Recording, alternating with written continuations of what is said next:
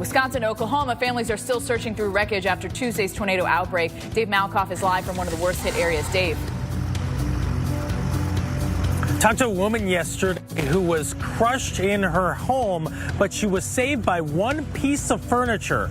We will tell you how that worked out on the other side of the break here on AMHQ. All right, but for the next several days, we have storms in the areas that were hit on Tuesday, including in Elk City, Oklahoma. We've got a long and hard recovery ahead here. A tornado ripped through the town Tuesday, killing one person and destroying homes. Dave Malkoff joins us now live from Elk City. Dave, we know you talked to some of the victims from this storm. What are they saying? Jen, they tell us it only took seconds for this tornado to rip through these buildings and homes behind me. We always tell you to get to an interior room. Some people did that, but still, if the house is collapsing around you, you gotta get very lucky to survive something like this.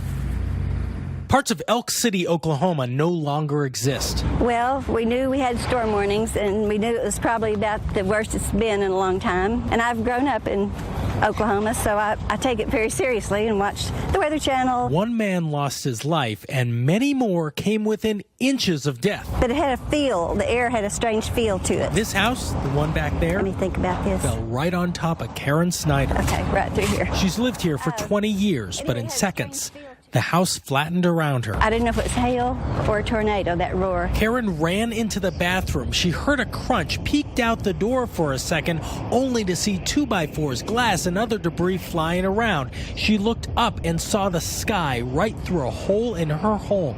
A love seat slid across the house over to her near the bathroom. According to firefighters and Karen herself, I couldn't move my leg. Was what saved her. So you're saying this love seat slid over here, and it's kind of a load-bearing love seat? Yes, it held kept that the up. house up.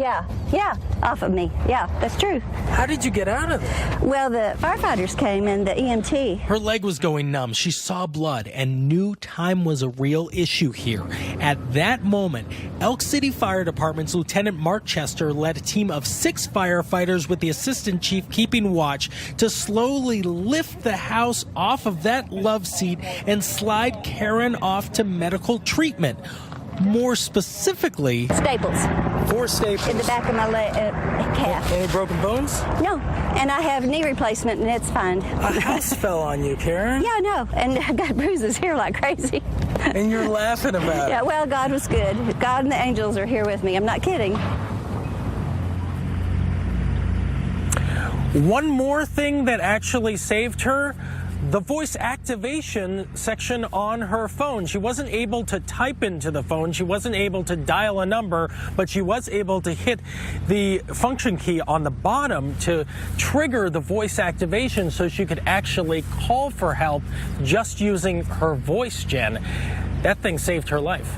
It did indeed. What an amazing story. Her attitude, too, is just unbelievable, amazing. Dave, thank you. We know, of course, we're monitoring more severe weather in that same area. Parts of the